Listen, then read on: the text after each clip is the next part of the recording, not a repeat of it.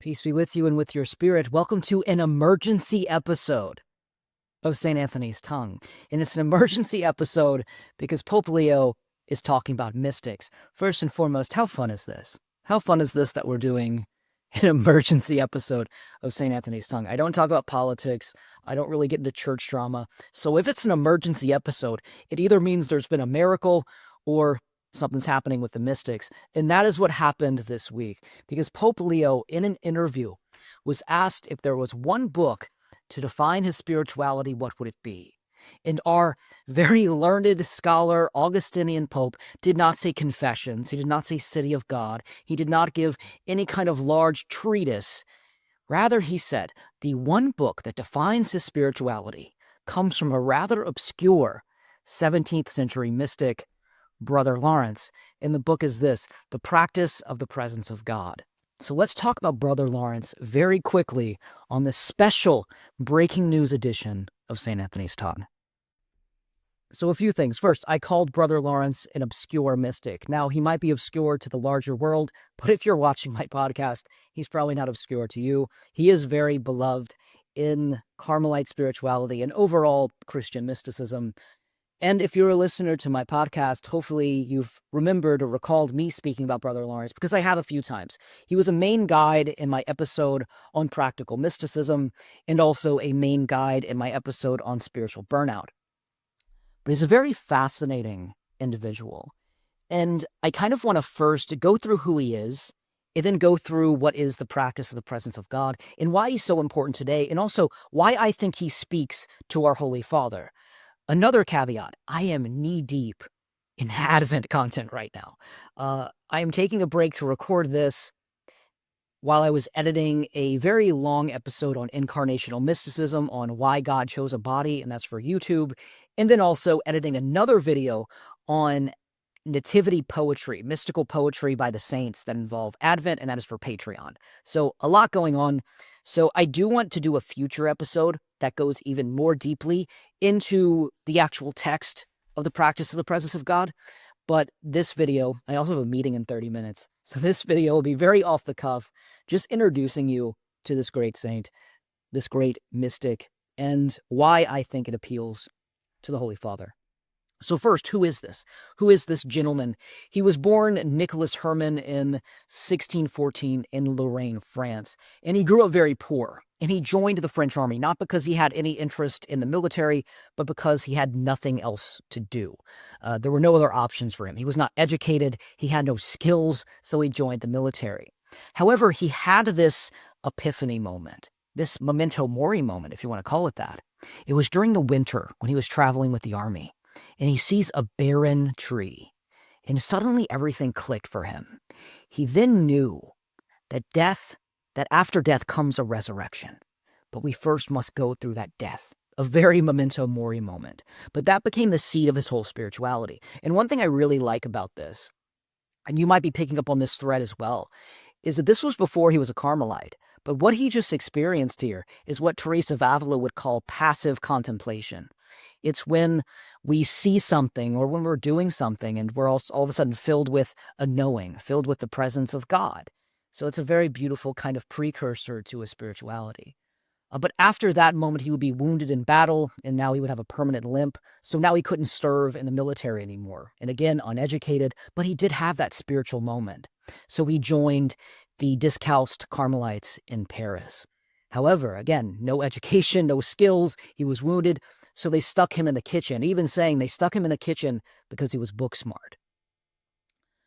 But you have to understand how the kitchens work in monasteries and monastic communities. It is a major meeting place of all of the brothers and sisters. Usually there will be a head of the kitchen, and over time that became Brother Lawrence, but they would rotate people who would help the chef, the head cook. And over time, people, especially like the newer monks or visitors who would be helping out in the kitchen, they would be chopping vegetables next to Brother Lawrence, and they would want to talk about God. And over time, they realized the wisdom that this man had. By the way, he changed his name from Nicholas to Brother Lawrence of the Resurrection. That's why we switched his name there. But they would be chopping vegetables with Lawrence, and they would be asking questions. They would be floored by his wisdom. And over time, he had this reputation of kind of a very laid back and unofficial spiritual director. And people would start going to the monastery and ask to help out in the kitchen so they could talk to Brother Lawrence. And then eventually this would be priests, other monks, nobles, scholars. They would all meet with Brother Lawrence to talk about his spirituality. And what was his spirituality?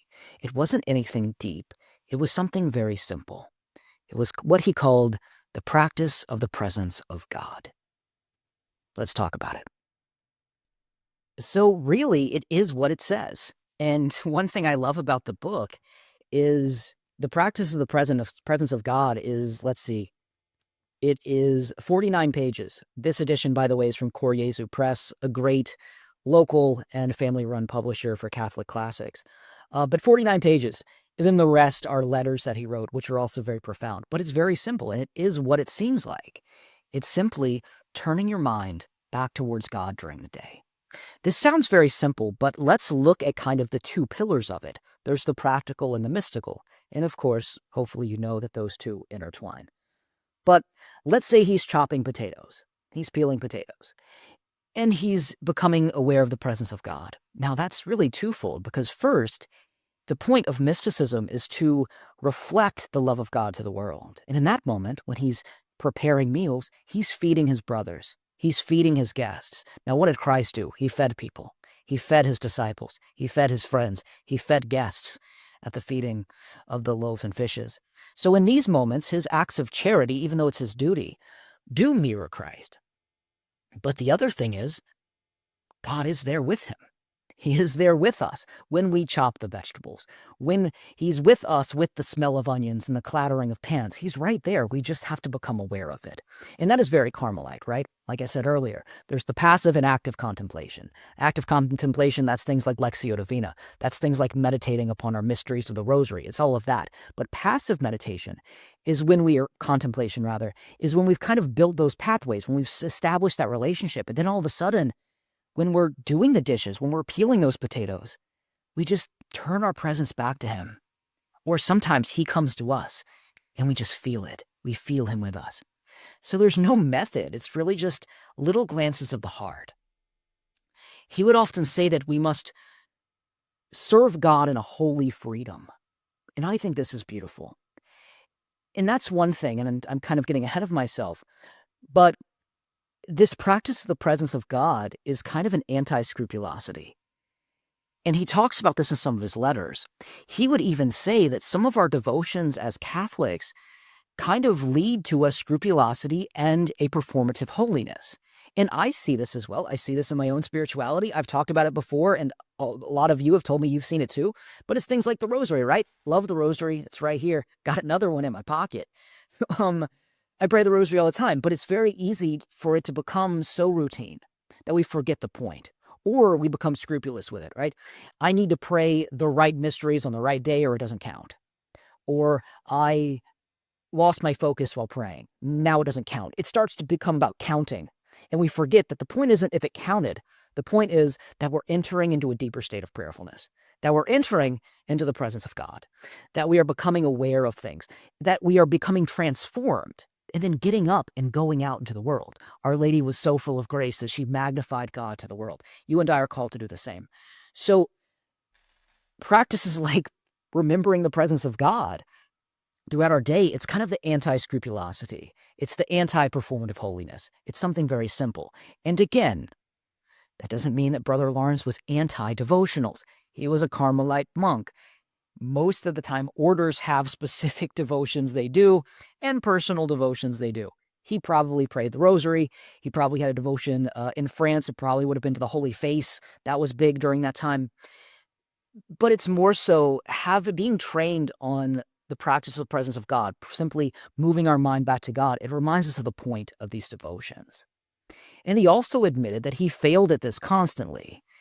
But the point wasn't perfection, it was returning again and again and again, right? And this is about, 200 years before Saint Therese of Lisieux. Now, I'm not aware, I haven't really researched this, but I don't think Saint Therese talked about Brother Lawrence in any of her writings. But you could really see how this is kind of a prototype of the little way. It's very simple. It's just a small thing we do, and we keep trying again and again and again.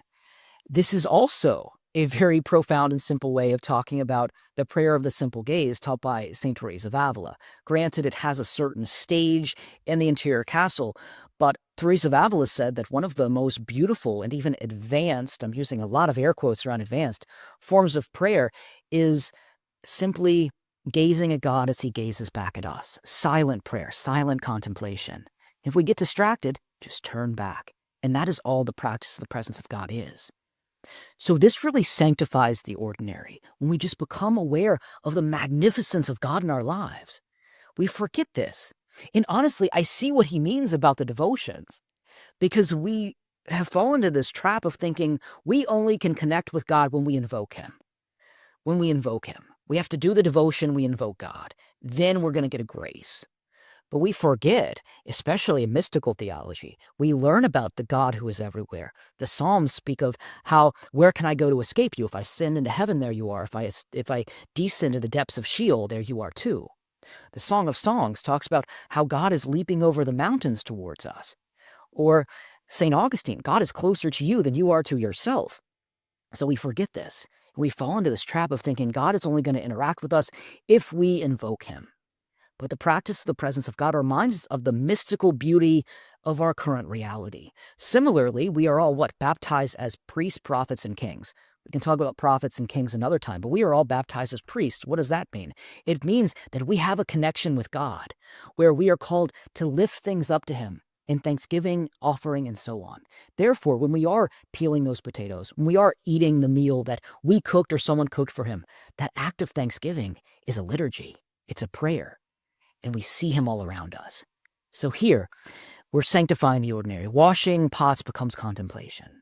Walking becomes prayer. Work becomes an altar, right? Teresa of Avila even said it. God walks among the pots and pans, right? Now let's talk about Pope Leo in the modern church and why I think this connects very beautifully to his papacy. So one thing I really enjoy about the Holy Father, Pope Leo, is that he keeps insisting we kind of go back to the essentials and remember what's important. He's essentially told Catholics to log off and go touch grass. And he's said this numerous times because he wants us to get up and go be with the people. And not because we are just called to be a ministering church or go to the peripheries, which we are, but it reminds us of what really matters. And that's something I see time and time again in Pope Leo's pontificate. It's going back to the essentials, going back to what really matters. And that is what the practice of the presence of God is about as well. It's going back to what really matters. It's not how many devotionals you do. It's not, kind of hoarding graces and collecting things and the aesthetic. It's about the presence of God in our lives. It's about becoming transformed by the love of God. It's what mysticism is, which is what? It's becoming so full of God's grace that we birth Christ within us. It's cleansing the mirror of our soul until we radiate him. And the practice of the presence of God reminds us of what really matters. And as I've talked about in my spiritual burnout episode, this is the antidote to modern burnout, right? We have this spiritual content overload. I talked about this in an essay I did on what I called spiritual gluttony. We think we need to do more, consume more. And when we consume more, we are kind of riddled by guilt that we're not doing enough. Or you're doing enough, you're not doing it right. But Brother Lawrence cuts through that. He even says, I'm quoting him verbatim, begin with one act. Turn to him. Let him be with you in what you're doing. That is devotion, right? I'm going to be hopefully editing this monster of an episode on incarnational mysticism, but one reason why God chose a body that I talk about in the Advent episode is because love seeks proximity. And that's what we're seeing here too. God wants to be with us. He is with us, but he wants us to be with him as well. He wants to share that bond, share that union. Turn your mind to him in one act throughout the day, and eventually more. But Brother Lawrence, he also makes contemplation accessible, right? There's no monastery required, no advanced degrees, no perfect routine, just presence.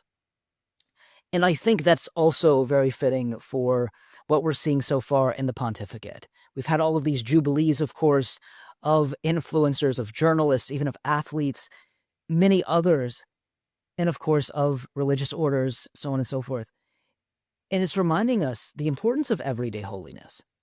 And yes, there was an emphasis on this after Vatican II, but we see this with Francis de Sales. We see this with Philip Neri. We see this with John Bosco. We see this with many of the saints who were in lay orders, right? Catherine of Siena was a tertiary Dominican. Frassati being another. There's many. And we see it with Brother Lawrence as well. It's everyday holiness. It's everyday holiness. This is accessible to all of us. And I think Pope Leo is reminding us of that. In so many of his addresses to the people, to the faithful, he has reminded us that we all have a role to play in the mystical body of God. And the practice of the presence of God reminds us of that too. We all share in something. We just have to turn our mind to it. And like I said, that's the heart of Catholic mysticism. It's presence. It's presence. What is mysticism? And this is something I've talked about a lot. If this is the first video you're watching of me, first off, sorry. This is not usually how I do it. But it's something I define all the time. Catholic mysticism is not ecstasy. It's not having grandiose visions. It's a transformative awareness of the presence of God in our lives. That's it. A transformative awareness of God. That's all. And this is the heart of it in the practice of the presence of God. We long for him and he longs for us. And that union becomes love. And then love becomes transformation. And I think that's why Leo loves him, because this is mystical Christianity without theatrics. It's the heart of our faith.